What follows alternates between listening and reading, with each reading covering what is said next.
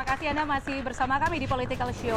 Selain ada 4 narasumber yang ada dan hadir di Political Show pada malam hari ini, ada juga perwakilan mahasiswa dari Badan Eksekutif Mahasiswa Fakultas Universitas Negeri Jakarta. Terima kasih teman-teman sudah datang. Nanti kita akan kasih kesempatan untuk bertanya setelah, tapi sebelum itu kita mau bertanya dulu. Kita lanjutkan ya diskusi kita malam hari ini soal pagar laut ke Pak Harrison terlebih dahulu. Oke, Pak Harrison terus ya ini ya. Oke. Tapi sebelum ke Pak Harrison, saya mau minta atau perdengarkan terlebih dahulu SOT dari Menteri Nusron Wahid pada pagi hari ini. Boleh, silakan. Yang pertama adalah proses pengukuran suhu ukur, dan kami sudah cek kepada teman-teman di Kantah di Tangerang menggunakan KJSB, kantor jasa survei berlisensi, berarti pihak swasta. Terhadap KJSB-nya kami sudah mintakan perintah kepada Pak Virgo selaku yang menangani Dirjen SPPR untuk memanggil, dan kalau terbukti tidak prosedur, kami minta untuk di blacklist, kalau perlu merekomendasikan supaya izinnya dicabut. Kemudian setelah ada suhu ukur dari KJSB butuh pengesahan. Karena itu pihak kepala seksi pengukuran dan survei yang ada di dalam Kantah Kabupaten Tangerang juga harus bisa kita mintain pertanggungjawabannya. Nomor 3, Kepala Seksi Pendaftaran dan Penetapan Hak dan Pendaftaran Tanah juga akan kita mintain keterangan dan untuk kita tindak sesuai dengan aturan perundang-undangan yang berlaku. Yang nomor 3, yang selanjutnya adalah Kepala Kantor di Tangerang, tapi yang bersangkutan sudah pensiun, juga akan kita panggil dan akan kita lihat apakah yang bersangkutan terlibat itu atau tidak. Oke Pak Harrison, tadi pucuk pimpinan Anda sudah menyebutkan ini siapa-siapa saja yang akan dievaluasi. Ini artinya Kementerian ATR BPN selain secara eksternal menginvestigasi, juga secara ke dalam mengakui bahwa adanya indikasi atau potensi oknum-oknum bermain di ATR BPN begitu? Ya, kalau statement Pak Menteri itu kan jelas ya. Pertama, sudah menugaskan Pak Dirjen SPPR itu untuk melakukan koordinasi kaitan dengan fisik pengukurannya pada saat itu. Tadi juga sudah disebutkan bahwa pengukuran itu dilakukan oleh KJSB ya. Yep. Itu kan swasta berlisensi melakukan pengukuran. Nah, dalam proses itu kalau selesai fisik kan kita berpindah kepada yuridis. Tadi saya bilang, sebelum HGB itu ada hak milik. Hak milik itu dasarnya Warka tahun 82. Cek dong semua seperti apa prosesnya.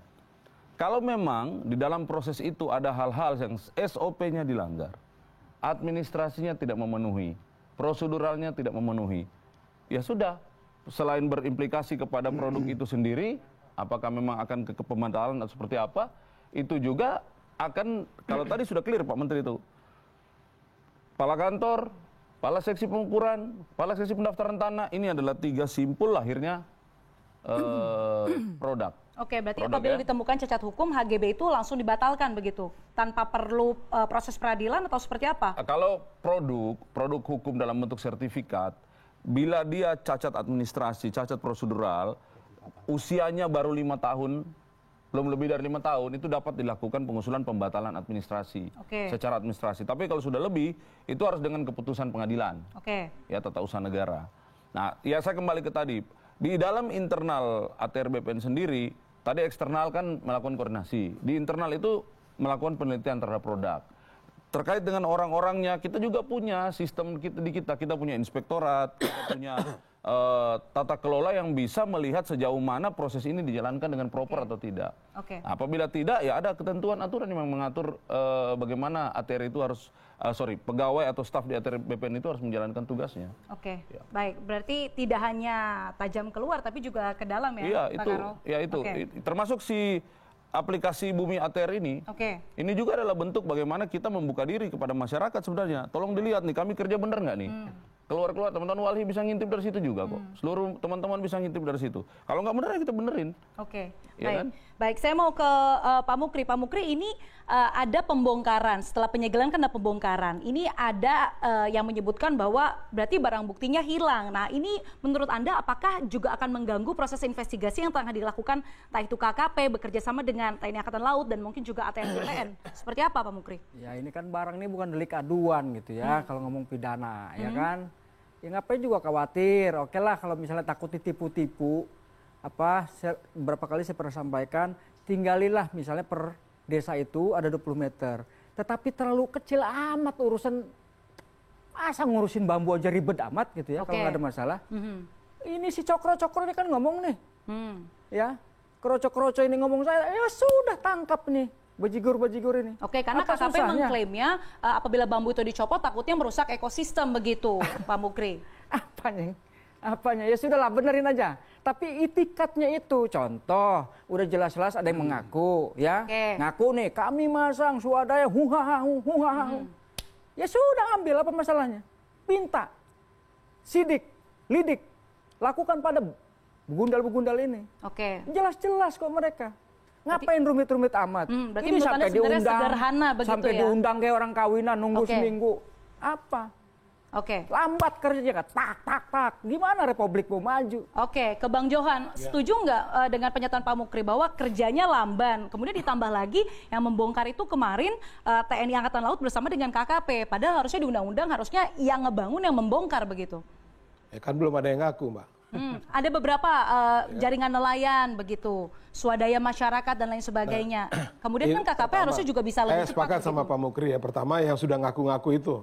Oke. Ya, walaupun secara akal tidak bisa kita terima, tapi karena sudah ngaku panggil aja. Biar tidak kebiasaan begitu. Yang kedua, ATR sudah membuka beberapa nama. Ada 2 perusahaan lah minimal di situ kan. Panggil itu. Nah ini tiga ini kan minimal sudah ada 3 pihak yang kita panggil, ya kan? Yang mengaku-ngaku. Yang mengaku-ngaku dan yang kemudian secara administrasi secara administratif tercatat ada kepemilikan itu. Ini dipanggil dulu gitu, ya kan? Nah di situ saya melihat bahwa Pak Menteri KKP itu berhati-hatinya di situ, ya. Tetapi Menteri berhati-hati atau lamban menurut Bang Johan? Kalau saya sejak awal kasih statement itu karena ini klaim wilayah. Saya menyarankan juga kalau bongkar, pertama itu bentuk teknis dulu pembongkaran, ya, supaya apa? Tidak menimbulkan ekses negatif yang baru, ya kan? Yang kedua tentang pelibatan masyarakat itu juga perlu ditimbang-timbang, jangan asal bongkar-bongkar aja misalnya begitu kan? Nah kalau misalnya mau bongkar asal-asal begitu, kenapa anda dari awal-awal bongkar aja begitu? Kenapa ketika sekarang baru? Nah, ini kan ada kajian teknis juga. Saya waktu itu menyarankan bentuk teknis yang melibatkan lingkungan hidup, ATR BPN, terus TNI Angkatan Laut, KKP segala macam itu. Ini kan itu saya bilang tadi bahwa pagar laut ini kita jadikan puncak gunung es atas tamparan kurangnya koordinasi di Republik ini, ya kan? Jangan sampai kita dipermalukan oleh pagar ini. Perintah presidennya jelas kok gitu, ya kan? Karena itu saya berharap kepada KKP, kepada TNI Angkatan Laut, kepada ATR BPN, kepada semua pihak yang terlibat di situ, jangan permalukan presiden dengan pagar ini. Ya, jangan permalukan presiden dengan persoalan yang remeh-temeh seperti ini. Oke, baik. Gitu. Saya mau ke Pak Trubus. Pak Trubus, ini soal pembongkaran ini sudah tepat atau belum? Ketika belum ada pihak yang maju ke permukaan secara gentle mengakui bahwa oke, saya yang membangun ini, tapi sudah dibongkar begitu. Sudah tepat menurut Anda? Kalau dalam konteks prosedur publik, belum. Karena harusnya sudah ada orang yang mengaku dulu baru ini dilakukan pembongkaran. Karena begini, kita juga harus mengakui bahwa yang namanya hukum itu ada bukti.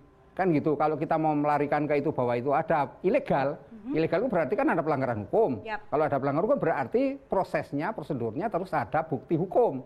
Ya bukti. Nah pagar-pagar ini kalau kemudian dihilangkan, berarti kan ada kemungkinan di situ hilanglah bukti-bukti itu, atau bisa jadi buktinya juga tinggal ini hanya dokumen kan gitu.